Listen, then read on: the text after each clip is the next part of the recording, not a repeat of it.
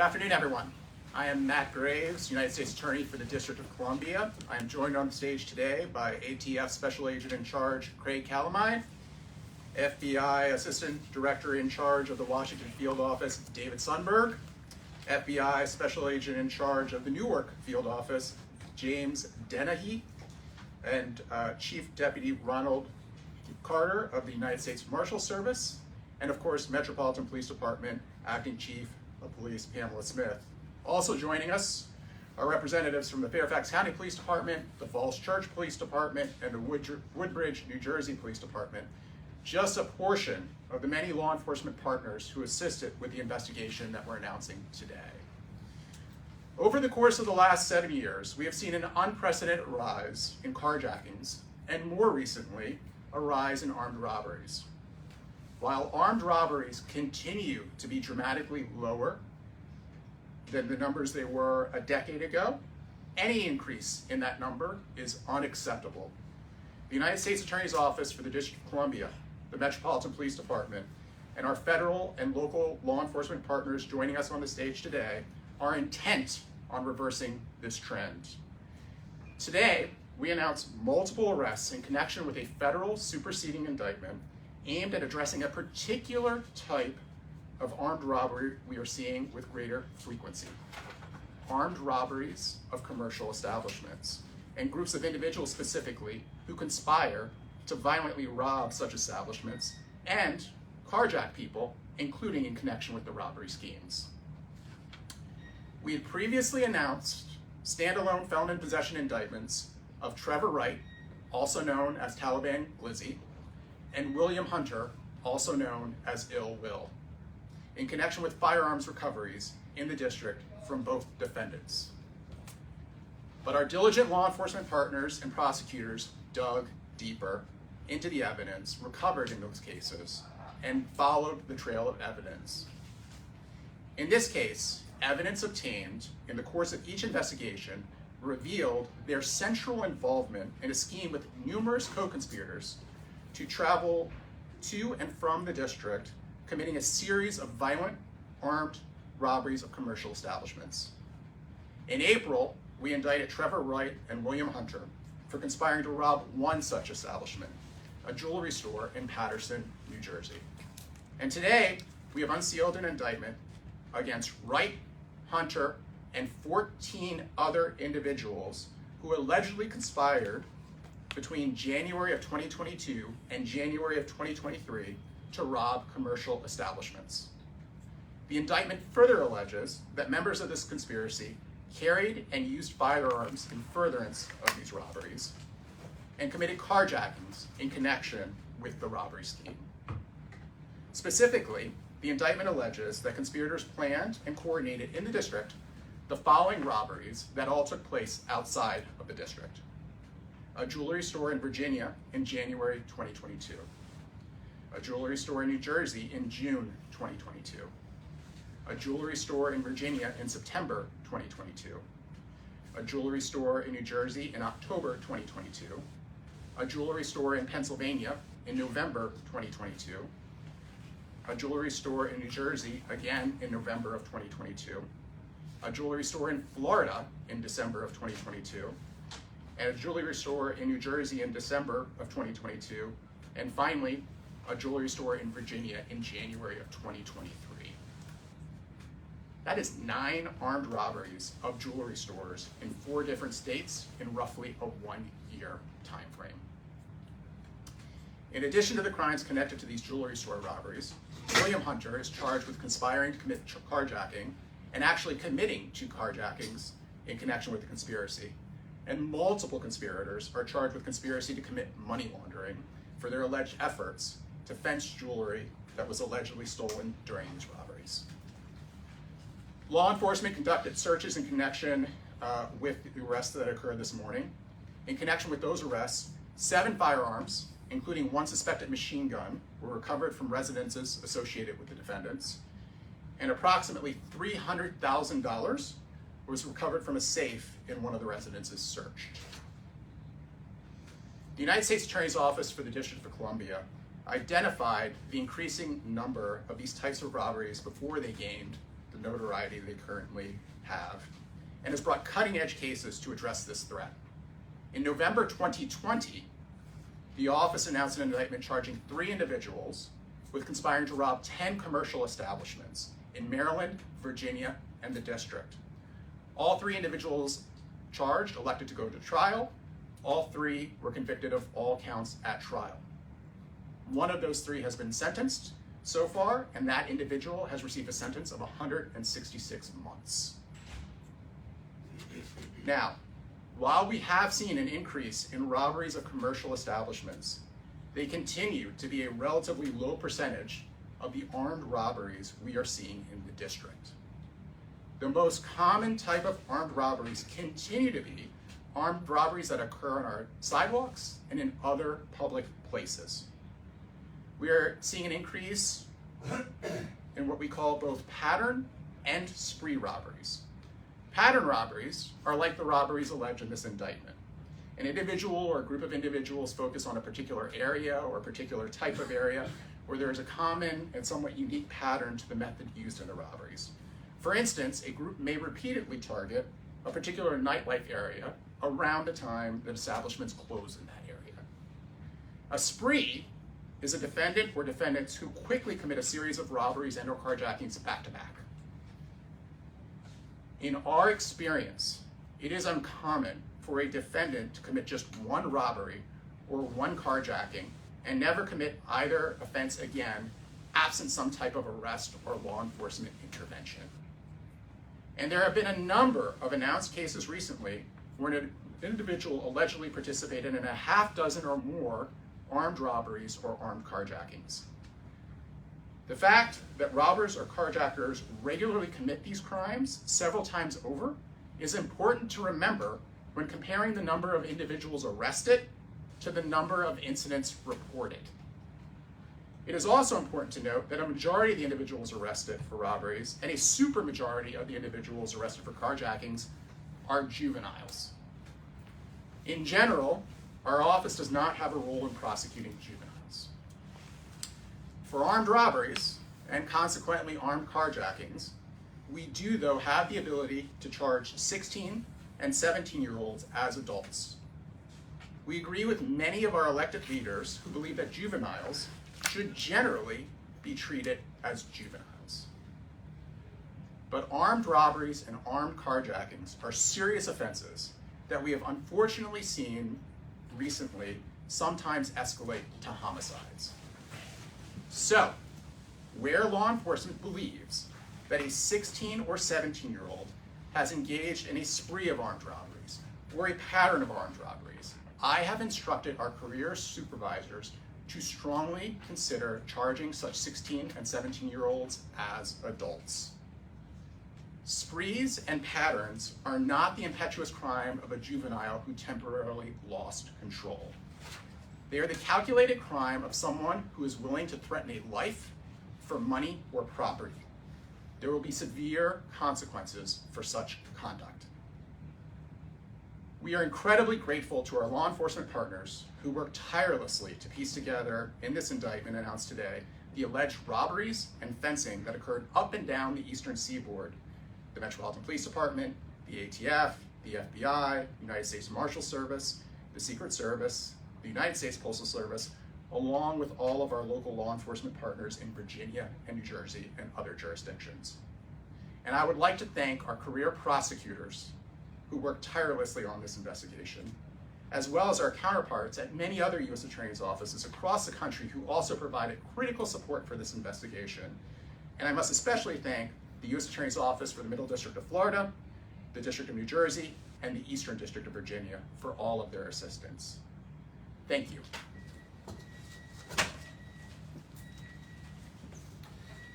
Good afternoon. Thank you, sir. As stated, my name is Craig Calamine. I'm a special agent in charge for the Bureau of Alcohol, Tobacco, and Firearms, Washington Field Division. I'm just going to echo a few things that the U.S. Attorney stated. We are announcing today 8 violent individuals who have not only committed crimes in the D.C. area, but in multiple states up and down the East Coast. These individuals have been a menace to our communities by routinely committing crimes that involve illegal possession of firearms, armed robberies, and carjackings. The multiple arrests that were made this morning demonstrate the law enforcement community as a whole is serious about our efforts to reduce firearm-related violence in the district. Throughout this investigation, ATF worked tirelessly side by side with our Metropolitan Police Department, the FBI, U.S. Marshals in this area as well as in other parts of the country to identify and investigate all of the crimes that these subjects were believed to have committed. I want to sincerely thank all of our partners, especially MPD, for their support and efforts in trying to keep the violent criminals off our streets. I will continue to pledge the full support of ATF as we work together to implement an intelligence-led approach to reducing violent crime. Thank you. That's great. Good afternoon. I'm Dave Sundberg. I'm the Assistant Director in charge of the Washington Field Office of the FBI. And I appreciate the opportunity to be here today to discuss the results of this investigation. As was mentioned by the United States Attorney and by my counterpart at ATF, today we announced charges against 16 members of a violent robbery crew that's responsible for over half a dozen armed robberies and carjackings.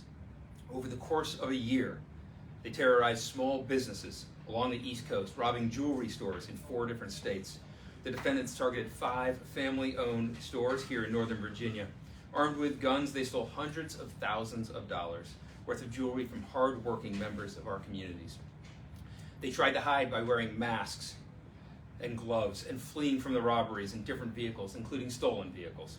Last fall, some of the defendants committed a violent carjacking in Maryland, and they used the stolen vehicle as a getaway vehicle during one of the robberies.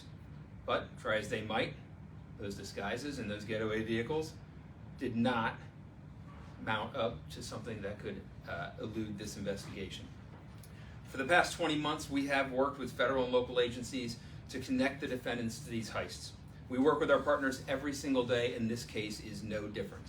This is an excellent example of collaboration across state and agency lines. I'd like to thank everyone for their cooperation, including those from ATF, United States Marshals Service, FBI Jacksonville, FBI Newark, the Fairfax County Police Department, the Falls Church Police Department, the Metropolitan Police Department, who all investigated the local carjacking and armed robberies alongside agents from WFO's Northern Virginia Violent Crimes Task Force. We're deeply appreciative to the United States Attorney's Office of the District of Columbia. This indictment is a testament to the strength of our partnerships. Task forces allow us to better share information and target resources so we can disrupt violent crews in our neighborhoods.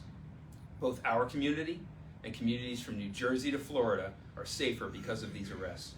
As you can see from all of the agency representatives here today, no agency can tackle violent crime on their own.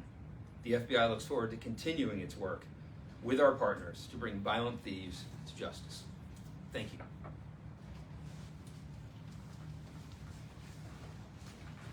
Good afternoon, and thank you. I'm Jim Dennehy. I'm the FBI Special Agent in charge for the Newark office in New Jersey. As has been laid out by my counterparts today, these were takeover-styled armed robberies meant to terrify and overwhelm store owners and employees. Many of the victim businesses are family-owned and operated, and they lost large sums of inventory, some more than $1 million. The violent and reckless actions of the alleged subjects in this investigation are astounding. They gave no thought to the people who could have been seriously injured or killed. As we allege in the indictment, these men attempted to disguise themselves using masks and gloves so they wouldn't get caught. However, we did catch them. They are now charged with serious violations of federal law that come with incredibly lengthy federal prison sentences. We have a message for the criminals out there right now who believe these smash and grab robberies work in their favor because they believe mistakenly no one will hold them accountable. That's not the case here, and it won't be the case in the future. My office, working with our partners here today and others in New Jersey, will make sure if we can charge something federally, we will make that happen. I want to thank everyone who took part in this investigation and the incredible coordination and partnership it took to build a case that resulted in the arrest today.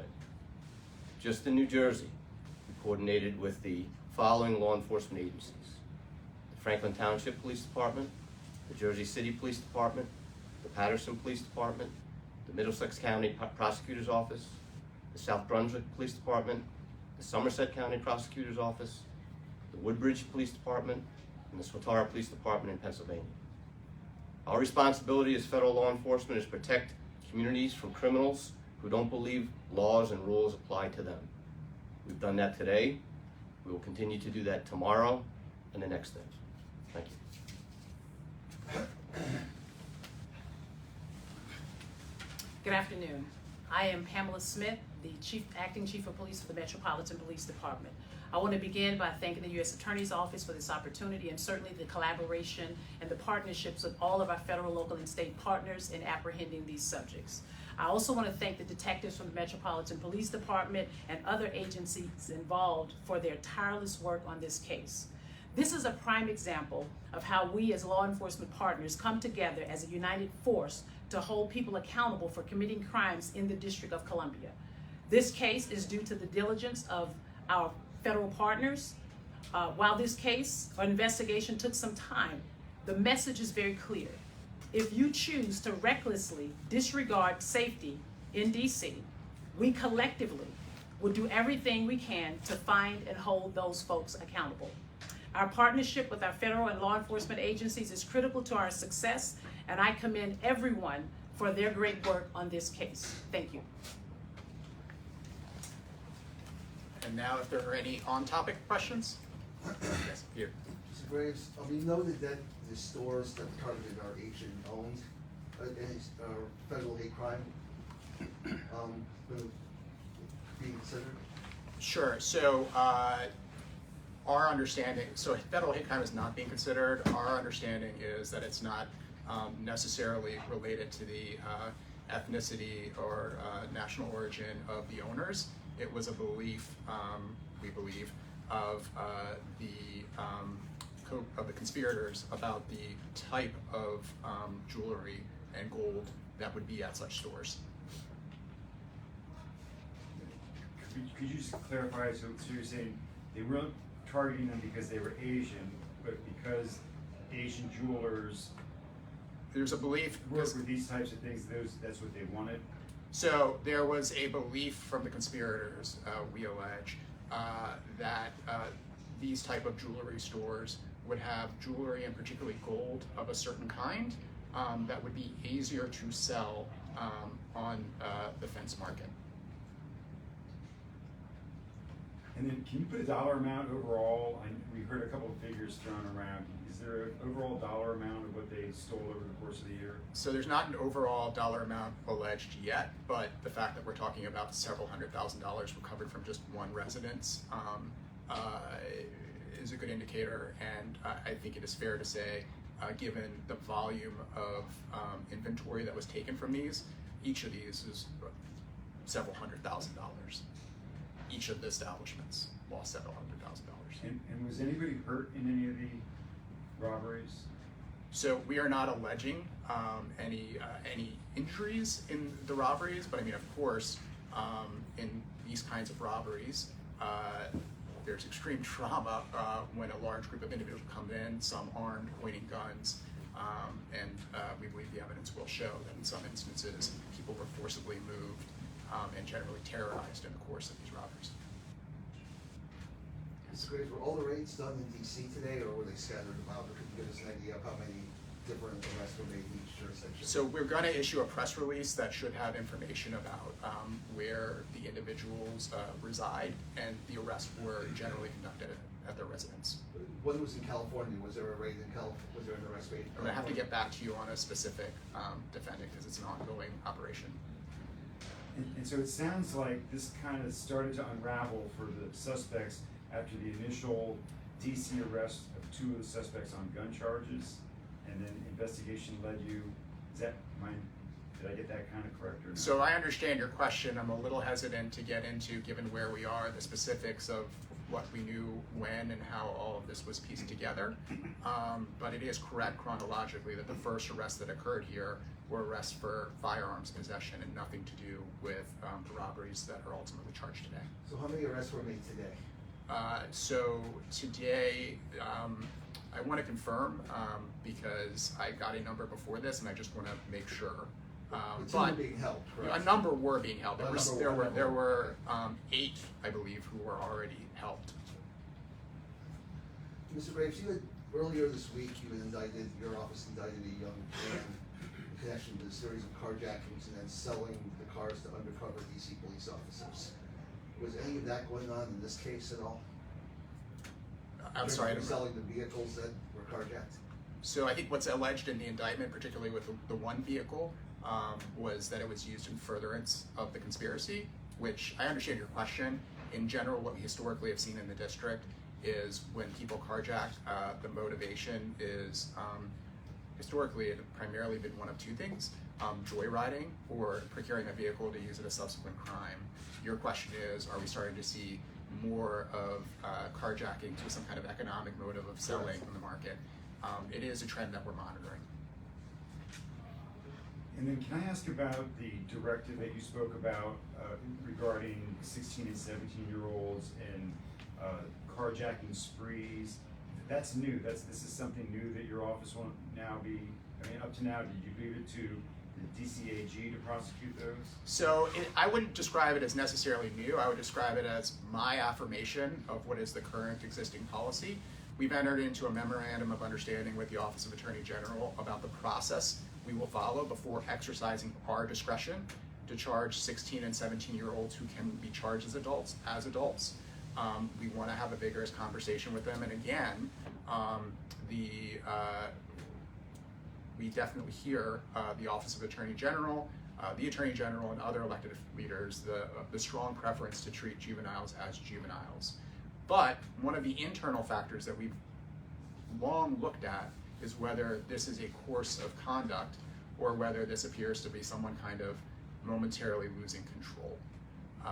And what my recent instruction was an affirmation of the principle of I view these pattern and spree robberies as falling within the carve out that we've had for individuals who have engaged in a pattern of conduct. And so the MOU, is that new? No, the office entered into that before I was named in this position.